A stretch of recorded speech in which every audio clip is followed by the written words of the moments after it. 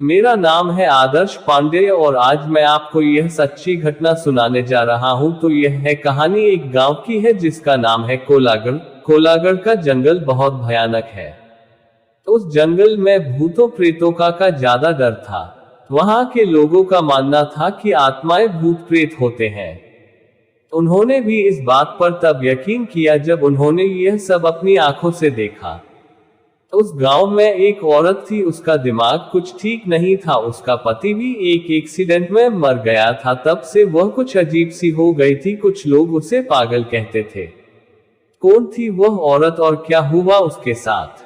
एक बार की बात थी कि सुबह सुबह गांव का एक आदमी जिसका नाम भोला था, वह शहर की और कुछ जरूरी काम से निकल पड़ा। गांव के आने जाने का एक ही रास्ता था, वह भी जंगल से गुजरता था।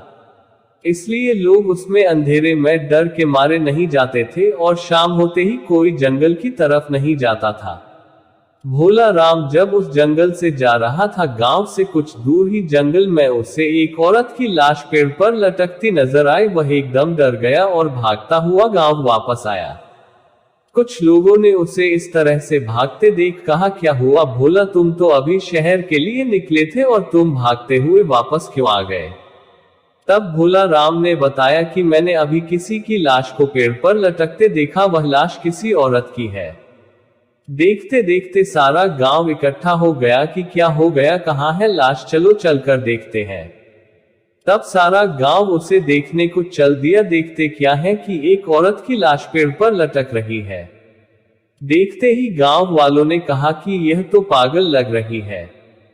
कुछ लोगों ने कहा इसे नीचे उतारो और इसका दाह संस्कार कर दो। कुछ लोगों ने कहा छोड़ो, इसका है ही कौन जो इसे आग देगा। वैसे भी इससे सारा गांव परेशान हो गया था, चलो इससे तो पीछा छूटा। कुछ बूढ़े लोगों ने कहा कि ऐसा नहीं कहते, शरीर का दाह संस्कार करना जरूरी होता है, नहीं तो उसकी आत्मा भटकती रहती है। तो कुछ लोगों ने कहा कि तो जाकर उतार ले उसे और कर दे दाह संस्कार। बड़े आए सुझाव देने वाले वैसे भी इस जंगल में आत्माओं की कमी नहीं है और एक और आत्मा सही। चलो धीरे धीरे सारे लोग चलते बने। दोस्तों 8-10 दिन तक वह लाश ऐसे ही पेड़ पर लटकती रही, किसी ने उसे उतारा तक नहीं। एक दिन अचानक उस लाश की रस्सी टूटकर पेड़ों पर अटक गई और पत्तों से छुप गई। समय बीतता गया। एक दिन गांव का हरिया नाम का व्यक्ति उस रास्ते से जा रहा था कि उसे वही पागल सामने दिखाई दी। वह एकदम डर गया, उसका सारा शरीर कांपने लगा और उसके पलक झपकते ही वह गायब हो गई। हरिये ने सोचा कि मैं तो मन में ऐसे ही सोच रहा था और वह आगे चल दिया। तभी एकदम उसकी और एक सांड दौड़ते हुए आया और उसे जोर से टक्कर मार के चला गया। हरिया उल्टा गिरा, उसके बहुत जोर से चोट आई। उसने जैसे ही पीछे मुड़ के देखा तो कोई नहीं। उसने जैसे ही फिर आगे को देखा तो उसके आगे एक औरत खड़ी हो गई। वह एकदम डर गया और कांपने लगा। उसकी शक्ल तो ऐसी थी कि तरफ गाल की हड्डियां और एक तरफ जला हुआ सा चेहरा, आंखें अंदर धसी हुई, नाखून बड़े बड़े। वह उसे देखकर ऐसा डरा कि वह बेहोश होके गिर पड़ा।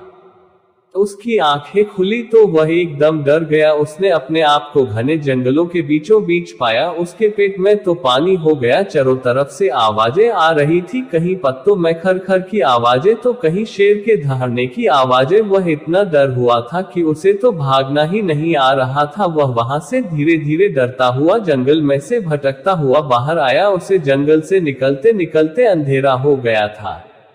वो अब और डर रहा था कि पहले तो एक भूत था, पर अब ना जाने कितनों से पला पड़ेगा। पता नहीं आज मैं यहाँ से जिंदा निकलूंगा कि नहीं। उसके मन में अजीब अजीब से ख्याल आ रहे थे। वह भागता ही चला जा रहा था। भागते भागते वो जाने कैसे उस जंगल से बाहर निकल के आया। उसे इस हालत में देख कुछ लोगों ने उससे पूछा कि इतनी रात को कहाँ से आ रहे हो, तुम्हें डर नहीं लगता क्या? उसने कुछ भी जवाब नहीं दिया। उसे विश्वास नहीं हो रहा था कि मैं गांव में जिंदा आ गया हूं। उसकी हालत देखकर कह रहे थे कि इस हरिया को क्या हो गया है। वह घर पहुंचा और जाकर की ओढ़ कर सो गया। उसकी औरत ने उसे खाना खाने के लिए कहा, पर उसने कुछ जवाब नहीं दिया। उसने रात को एक सपना देखा और उस सपने में उसी परेशान आत्मा को देखा। वह उससे रो रो कर कह रही थी, मुझे बचा लो, मुझे इस नरक से बचा लो, यह लोग मुझे मार डालेंगे। ऐसा सपना देखकर वह उठ खड़ा हुआ। उसके पसीना निकल आया था और वह यह सोच रहा था कि यह सब मेरे साथ क्यों हो रहा है। सुबह हो गई लेकिन हरिया नहीं जगा। तब उसकी पत्नी ने उसे जगाने के हाथ लगाया तो उसे उसके चेहरे में उसी का चेहरा दिखा। वह चिल्ला पड़ा। तब उसकी ने कहा, क्या हुआ, तुम शाम से कुछ अजीब से डरे हुए लग रहे हो, न शाम को खाना खाया तुम्हें, आखिर हुआ क्या है, मुझे बताओ। तब उसने सारी बात बताई। तब वह जाकर समझी कि आप तभी परेशान हो। धीरे धीरे यह बात सारी गांव में फैल गई कि वह पागल औरत भूत बन गई है। तभी कुछ लोगों ने बताया कि रात को यही आवाज कुछ लोगों ने सुनी जो जंगल से आ रही थी कि मुझे बचाओ, मुझे इस नरक से निकालो। अब तो सारे लोग परेशान थे कि शहर का जाने का रास्ता भी बंद हो गया, अब हम लोग क्या करें। तब कुछ लोगों ने कहा कि हम लोगों को किसी महान आदमी की सलाह लेनी होगी कि यह सब माजरा क्या है। तब किसी एक आदमी ने कहा कि पास के गांव में भगत जी रहते हैं, वह आत्माओं के बारे में बहुत कुछ जानते हैं। जब सुखिया के लड़के को एक आत्मा ने पकड़ लिया था तब उन्हीं ने उस आत्मा से उसे छुड़ाया था। किसको बुलाया, गांव वालों ने। तब कुछ लोगों ने कहा यही ठीक रहेगा। सब लोगों ने उस भगत जी को गांव में बुलाया और उन्हें सारी घटना बता दी। भगत जी ने कहा कि तुमने उसके शरीर को न जलाकर बहुत बड़ी गलती कर दी, चाहे वो कैसी भी थी। इतना बड़ा जंगल हो के भी तुम लोगों से 4 लकड़ियों का बंदोबस्त नहीं हो पाया था। इंसान कैसा भी हो, जब वह मर जाता है तो उसका दुश्मन भी उसकी अर्थी को कंधा देने को आ ही जाता है, पर तुमने तो सारी सीमाएं तोड़ दी। चलो अब जो भी हो गया है उससे निपटने के लिए अब तैयारी करो।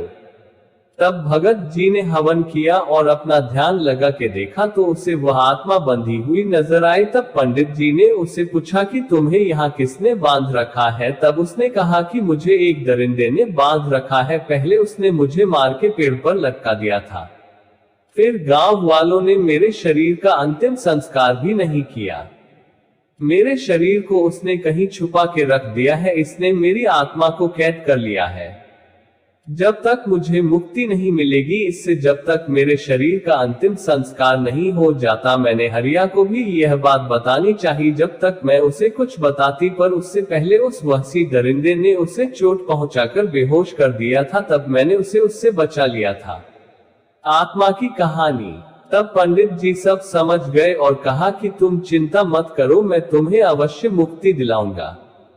तब भगत जी ने आंखें खोली। तब उन्होंने कहा, चलो मुझे उस पेड़ के पास ले चलो जहां वह मरी थी। पंडित जी ने कहा कि जिस तरीके से अंतिम संस्कार करते हैं वह सारा सामान ले चलो। तब गांव वाले सारा सामान लेकर चल दिए, पंडित जी आगे आगे और गांव वाले पीछे पीछे। उन्होंने देखा कि वह पेड़ तो बहुत बड़ा हो गया है, वह बहुत घना हो गया है और लाश का कुछ भी अता पता नहीं है, नहीं उसकी हड्डियों का। तब पंडित जी ने कहा कि सारे लोग ऊपर चढ़ के ढूंढो, हमें यह काम शाम होने से पहले करना है। तब सारे लोग उस पेड़ पर चढ़कर उस लाश को ढूंढने लगे। बहुत देर तक वह लाश नहीं मिली। सारे लोग सोचने लगे लाश गई तो गई कहाँ, ना हड्डियों का पता कहाँ गई, एक भी हड्डी नहीं मिली। तब पंडित जी ने नींबू दे दिया सबको और कहा जहाँ यह नींबू लाल हो जाए समझना वहीं पर लाश है।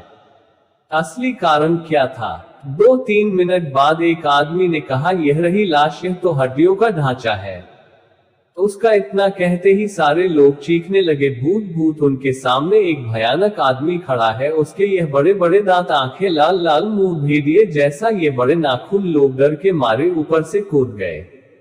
एक को तो उस भेदिए ने ऐसा पकड़ के फेंका कि वह सीधा नीचे आके गिरा। हा हा हा हा चिल्लाने लगा, कोई नहीं ले जाएगा इसे, यह मेरी है, इसे मैंने वर्षों से सजा के रखा है। उसने गुस्से में सारा पैर झकझोर दिया। ऐसा होते देख पंडित जी ने मंत्र पढ़ना शुरू किया। पंडित जी को मंत्र पढ़ते देख उसने उन पर हमला बोल दिया, पंडित जी को उठाकर फेंक दिया, पर पंडित जी के मंत्र बंद नहीं हुए। उन्होंने जो मंत्र पढ़ के उसके ऊपर मिट्टी फेंकी, उसके शरीर पर जहां जहां मिट्टी पड़ी उसका शरीर वहीं से गलता जा रहा था। उसका एक हाथ टूटकर गिरा, वह पंडित जी के ऊपर ऐसा झपटा, पंडित जी उस जगह से हट गए और वह नीचे जा गिरा। पंडित जी ने फिर मंत्र पढ़ के उसके शरीर पर मारा, वह वही ढेर हो गया।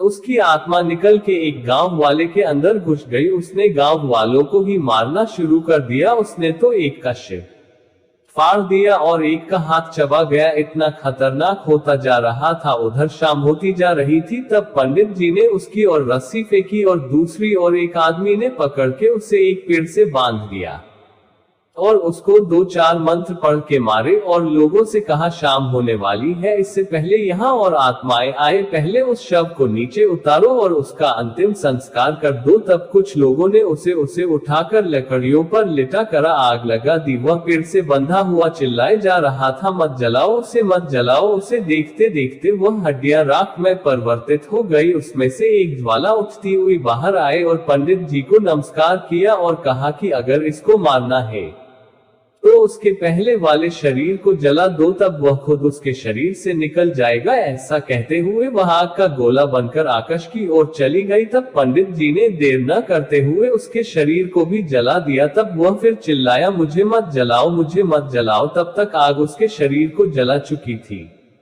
और उसकी आत्मा उस गांव वाले के शरीर से निकलकर आकाश में चली गई। तब उस आदमी को रस्सी से छोड़ दिया। तब उसका शरीर होश में आया। तब सब लोग उसे लेकर गांव आए। तब सबने भगत जी को राम राम कहा और भगत जी अपने गांव चले गए। तब से उस गांव शांति आ गई। आशा करते हैं कि आपको हमारा यह वीडियो पसंद आया होगा। अगर हाँ तो अपने दोस्तों और परिवार के साथ जरूर शेयर करें। ऐसी ही और सच्ची घटनाओं के लिए सब्सक्राइब करना न भूलें।